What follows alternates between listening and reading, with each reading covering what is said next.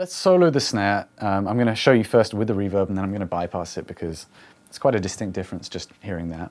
And then we'll bypass all the plugins and see what's going on.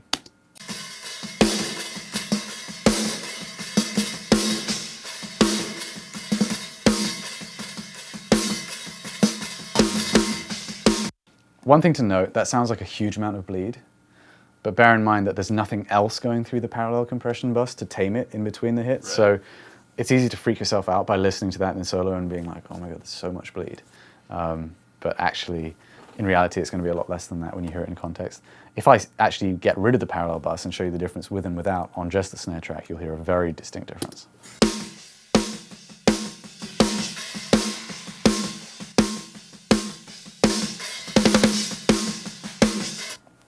So maintaining the bleed is so important to me on the snare because of exactly this. I need that parallel compression to get the kind of snare sound that I like. So I need to keep the bleed to a minimum during engineering, during tracking. And that's why during tracking I opted to use the Beta 57, even though I felt like the SM57 had a better representation of the snare. And what we'll get straight into now is actually how I'm moderating the bleed at the source. So I'll show you now what the actual raw snare sounds like. It's not entirely raw because it's going through our top-down mixing. I'll bypass these plugins over here. Again, they're not doing very much. And we'll just listen. This is the snare top and bottom mics.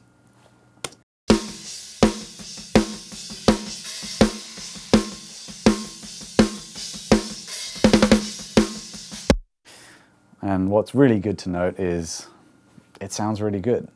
It's a well-tuned drum. Matt hits really hard. We chose microphones appropriately. And I did apply, I should mention, a small amount of top-end enhancement to the snare top mic, which generally always needs to be done. I think it's at 8K on the preamp. It had a top-end boost, and I think I must be putting about 4 dB of shelving EQ into that. So it's not entirely as it came off the microphone, but it's also not like a life or death difference there. It's just helping things along the way. But yeah, hopefully you're hearing already that that snare drum has a ton of attack to it because Matt hit it really hard, really well. It's also tuned well, and if the drum isn't tuned well, it won't have that kind of pop character to it.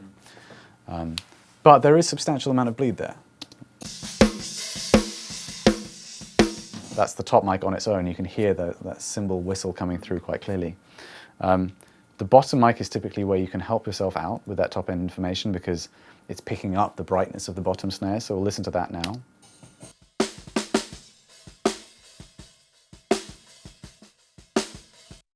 But I don't want to have to lean on that too heavily. That's going to make my snare sound really papery if I have to use too much of that in the mix. So, actually I think the inspiration for this was kind of, was it or was it not? It was a Creative Live class, I think, that I purchased when it came out, the one that was with Kurt Ballou. And he was talking about using a dynamic EQ, which is basically an EQ will do a certain thing, whatever you set it to, when a threshold is exceeded. That's extremely similar to what a multi-band compressor does. Multi-band compressor just means it's a compressor, or it's basically multiple compressors that just act on certain areas of the frequency spectrum. And this, funnily enough, made by FabFilter, they keep coming back up again, is an extremely flexible multi-band compressor that allows you to not compress frequencies but expand them. In other words, in between the hits, when the threshold is not exceeded, it's cutting. It's basically gating just the high frequencies. And I'm just doing this on the snare top mic. And this is an absolutely crucial part of getting my snare sound because this is going to really reduce the amount of cymbal that you hear in between the hits without necessarily turning down the level of the cymbal. So I'm going to show you with and without, and then we'll talk briefly about the settings. So I'm just going to do one thing because the latency correction doesn't quite kick in, and if I'm summing those two mics, it will hear out of phase for a second. I'm just going to listen to the top mic.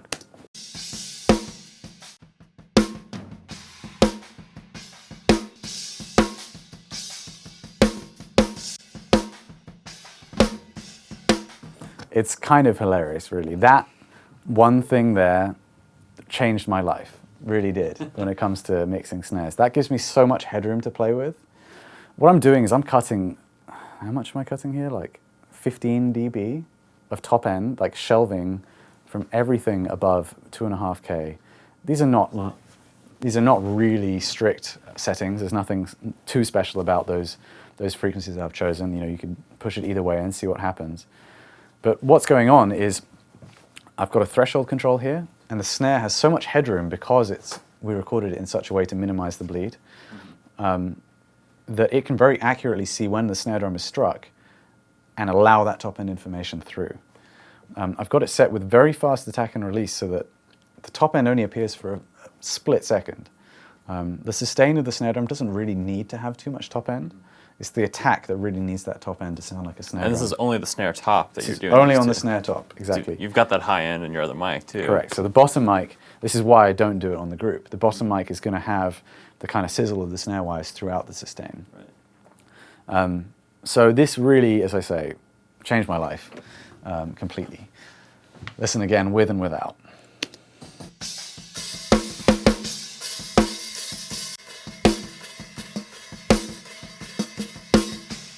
You can hear it triggering a little bit awkwardly on those ghost notes, but I'm not worrying too much about that. We can maybe adjust the threshold. And what you're really hearing is just the hi-hat coming up a little bit on top of those ghost notes.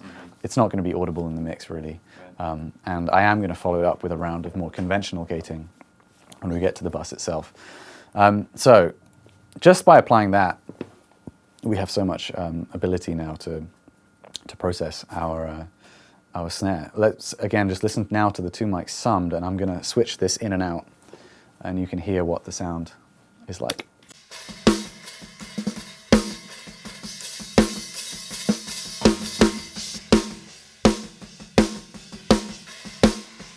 So now that we have that bottom mic in there, you can hear the sizzle of the wires. You would never really know that's what's going on, apart from the fact that the cymbals sound like we put them in the next room, which is amazing. So yeah, that technique right there is a lifesaver, and I highly recommend you find a plugin that can do it. As I say, this was probably my favorite one. It's so tweakable. I am actually using a sidechain here. It's triggering from the kind of areas that I think the body of the snare drum lives. Yeah. So I can set the threshold and really get the ghost notes as well as the hard hits.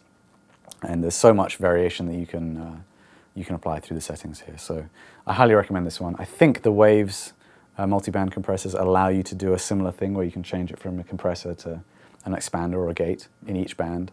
And yeah, the Kurt Ballou Creative Live, he was using, I want to say maybe a Synalxis EQ that I don't have. That's a great lesson, by the way, the Creative Live one with Kurt Ballou. I learned a lot of tricks from that, so definitely worth checking that one out. So with that taken care of, we're going to move on to more general EQing and compressing of the snare drum. And this is the EQ that I needed. It's really not very drastic because the source tone was good. And as we've kind of had from the beginning, this is the whole ethos of the class, is not having to fix too much because our source tones are really good. You can see I've got a 3.5 dB boost up in the top end, a little bit of a mid cut. And this, to me, is here because of the microphone that we used. The Beat 57 has a bit more of a honky mid-range character than a regular 57. It's not too flattering on snare drums. I generally find that that needs to be taken out afterwards. I'm not having to do anything else to it though. Let's just look what that looks like visually so you can see. Oh, I need to actually put it on.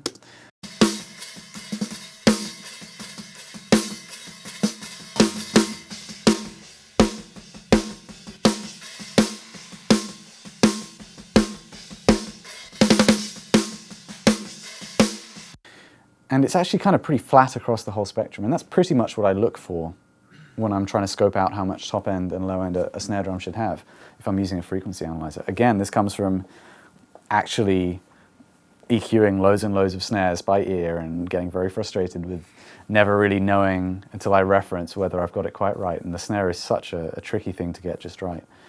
And then the ones where I felt like I did get it right, or I had access to the raw tracks or the final tracks from a session that somebody else did where I felt like the snare was really good, I just kind of noticed this trend that most of those snares are pretty flat across the whole spectrum. Sometimes they're a bit more scooped in the middle, but there's not a huge amount of extra low-end bump around the fundamental frequency, and the top end is almost always kind of extended up. If this was completely raw, I would expect to see a kind of downward slope if the drum was really well tuned. Mm-hmm. So the top end EQ that I applied on the preamp has less on the amount of work that we have to do, but it's right because the source tone was right. Mm-hmm. So again, that's the lesson. If in doubt, try making your snare drum look kind of flat across an analyzer and see what it looks like. You might hate it. You can see it's not completely flat. There's some dips in the mid-range. There's all sorts of much smaller variations within the sound, and that, as I was saying, is really where the character of this particular drum lies. But it does help to record quite a bright-sounding snare using a metal snare, and if you can use a thinner head, that will also help get you that brighter sound at the source so that you don't have to rely on too much top-end boost, which is also going to bring the cymbals out. So that's our snare EQ right there. It's really not very much. The next thing I did is I used a more traditional gate. I don't always have to use these. At the very beginning of the first segment, we talked a little bit about not modifying a drummer's setup. And something with Matt's setup is he has his hi-hats quite low. That gives him the articulation that he needs when he's doing more articulate stuff on the hi-hats, and I didn't want to change that. But you might find with a drummer that keeps their hi-hats much higher, you don't need any gating. Simply having that multiband there is taking out enough top end that you don't need to do any gating. When I do gate, I'm not actually reducing it to 0 though. And this looks very complicated, and maybe I'll kind of minimize a few things. But basically I'm going to set this gate to be very quick. The release is very short, the hold is very short. And I'm only going to start with maybe 8 dB of reduction off the snare. I'm not going to take it all the way to nothing, because that's where you really start to hear the gate working. Sorry, if I hover over something, it brings up a little help menu thing. That's why that keeps appearing. So let's see what that sounds like with and without the gate.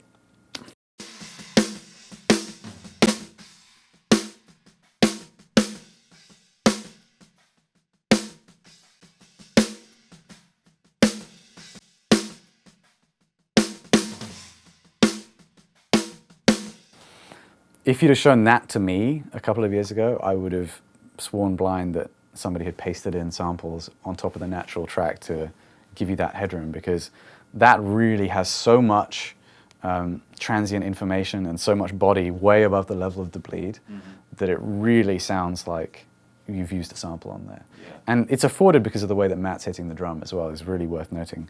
If Matt wasn't hitting the drum well, none of this would be for anything. But again, source tone, it's key.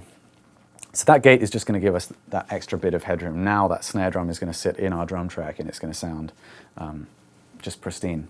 It's amazing how much the multiband helps you out there with that second gate, because a lot of times, I have trouble using just one gate, one conventional gate. You'll hear like the cymbal, you'll hear it go like psh on it as it comes through.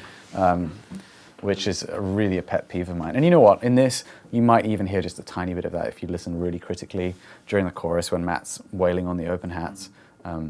But the reason why I keep the gate so short is so that that's kind of covered over. Right. That's also where the reverb on the snare comes into play, because that reverb is going to just extend and smoothly kind of bring back down to nothing the EQ sound. I don't know how to describe it, but basically it's going to blend that sound back in with the kit, and it's not going to be quite as noticeable as if I had no EQ at all, no reverb at all on the snare. So even if I was tracking in a really big room with a great room sound, I'd probably have some reverb on the snare just to help with that transition between like the gate kicking in. So the next part of the process is going to be compression, and this is not going to need to be too heavy-handed. That snare already has kind of a compressed character to it. The reason why I'm going to compress, though, is not just for that, but it's to kind of combine the top and bottom sound. Currently, when I hear that, I hear two very distinctly different things going on. They don't sound so coherent, not like when you hear a drum being hit in person. And that's partly because the bottom mic is just not as dynamic. It's not picking up the attack of the drum. So it's not reacting in the same way as the top mic is. By compressing the two together, I'm going to hopefully create like one coherent snare sound. It's also going to allow me to have the bottom mic that bit louder without it completely distracting. And like we spoke about before, I'm going to use an attack time. Here I've got like just underneath 30 milliseconds. The release time is 100 and something milliseconds there. This is that compressor which I just got the other day. It's great. I think I'm going to try this punch mode though, because that really impressed me. And I'll bring the threshold down until I'm hearing, to me, a decent amount of compression on the snare drum.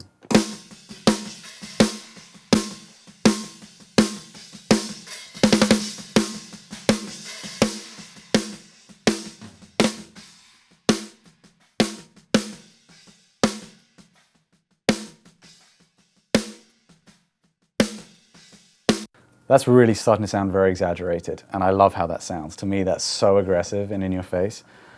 I know that as it kind of sounds exaggerated right now, but by the time the parallel bus is back in, filling in some of that information, it's going to be just about what I'm after. It's also going to bring the bleed up, as we discussed. What kind of a ratio were you using there? Again, quite low. I think that was, yeah, between 3 and 4 is generally. Okay. 4-to-1 ratio is actually pretty high. It's easy, a lot of compressors go up to 10, up to 20, or up to infinity, even if it's a brick wall limiter, and it can be easy to see the range of it and feel like 4 is quite low, but you're actually doing quite a drastic thing to the signal if you're taking away 75% of it on what goes over the threshold. So generally I find that the sweet spot with a good compressor is somewhere like between 6 to 9 dB on a snare. Okay. And that's as much, as I say, to do with gelling the top and bottom mics as it is exaggerating the attack of the drum. I'm not going to put the parallel compression back in yet because I want to talk about the one last stage, which again is our is our tape machine. I really love this plugin. I find that with the 15 IPS setting, it really smooths that top end in a very pleasing way. At the moment, that snare is kind of a bit too white noisy for me, perhaps. And this is going to help get rid of that. I'm also going to absolutely slam it. You're going to see it going into the red. And the reason why I'm doing that is I'm trying to level off the peak a little bit. As we discussed earlier, the snare peaks are so huge in comparison to the rest of the mix that's going to make everything further down the line work really hard to level it off. So I'm going to start by kind of clipping that down a little bit using something which is more gentle than like a hard clipping device. So I'll start with it not doing too much and then gradually increase. Well, actually, I'll start with it off and then show you what happens when it comes on.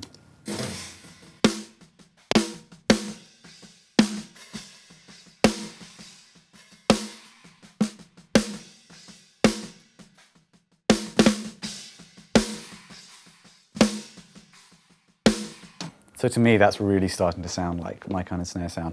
It's taken out some of the too much kind of pokiness of the snare when it was just compressed. This is why I put it on the back end. It smooths things out, and it's also going to make sure that the snares are all going to peak around the same kind of level. It's really going to add a level of consistency. I don't really like to use that drum leveler plugin so much on snare. I'll do it if the drummer is in need of some assistance, but especially a dynamic drummer like Matt, if I don't have to use it, I won't. And in this case, I definitely don't. So, the only part of the chain we haven't spoken about is the reverb. And this is the same reverb that I use on literally every mix that I do. And I kind of stumbled upon it a very long time ago when I started mixing, because this company, Stillwell Audio, allow their plugins to be used unlimited for an unlimited length of time with no restrictions as a demo mode. And I got all their plugins, and they were some of the first third-party plugins I had, and I didn't pay for them until I took things more seriously. And I guess I kind of stumbled into finding that this is a really, really great reverb on especially snare drums. I'm not really looking for a realistic kind of reverb sound on my snare drum. I want something that's going to be a little bit nasty, something that's this is not supposed to emulate a real space. It's like a digital reverb sounding thing along the lines of like a Lexicon unit. But it's not like a particularly hi-fi sounding reverb. I'll show you what happens if I actually solo just the reverb. I don't know if I soloed it. Yeah.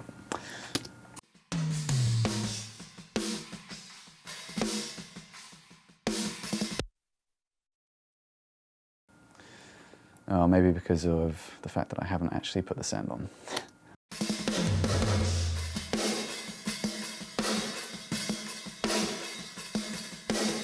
So it's a pretty bright sound. It's kind of, I don't know how to describe it, but it's not like a pleasant space.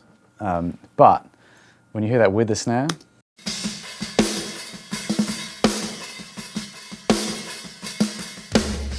you're also hearing the toms coming through because they're also feeding to that reverb.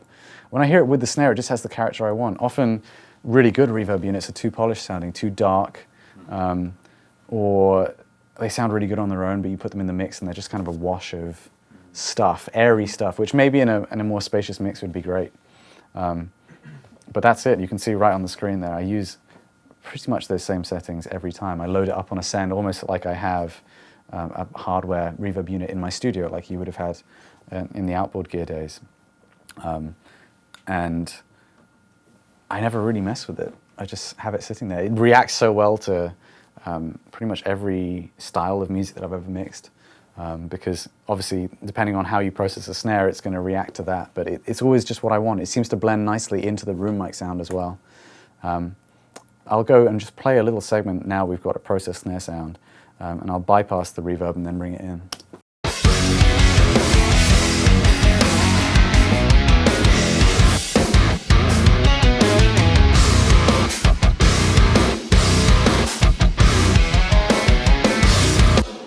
So to me, we're starting to get there.